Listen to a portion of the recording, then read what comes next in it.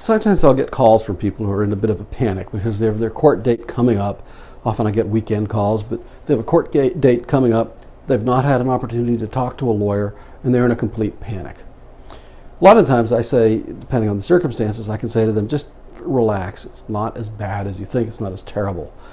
If it is somebody's first time going to court, they haven't been to court before, if it's their first time going to court, then typically the judge is just seeking information. Often that information is the person going to hire an attorney, or they're going to ask the judge to appoint an attorney? Obviously, if they can't afford a lawyer under our laws, you have a right to have a court-appointed lawyer.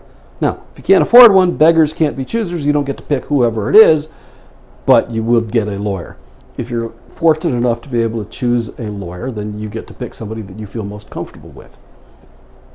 The other thing that the judge may want to know, depending on the nature of the case, is whether you want to plead guilty or not guilty. Now, this will depend on if it's a felony or a misdemeanor. If it is your first time in court on a felony case, even if you wanted to plead guilty, the judge wouldn't let you. If it is a misdemeanor, which is a less serious case, the judge may let you do so. However, at least in my opinion, nobody should enter a guilty plea to a criminal offense without having had an opportunity to speak with a lawyer. And that's because if you have a conviction, it's going to stay on your record. It could affect you for the rest of your life. And I think it's a really bad idea to just rush in. I think that you should always speak with an attorney. Sometimes people even think they're guilty, and after talking to a lawyer, they realize they're not. And it's not that the lawyer is lying to them, it's that people sometimes don't understand the law, and there are certain elements that have to be met for any particular criminal offense. Somebody may say, well, this is what I did. The lawyer is listening going, wait a second, that's not the crime, or that's not a crime at all.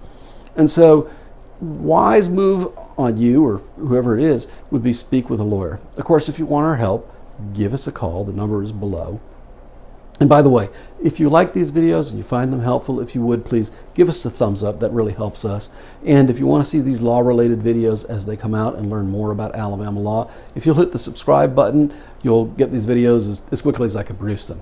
So thank you for watching, and I hope you enjoyed and found this video to be educational.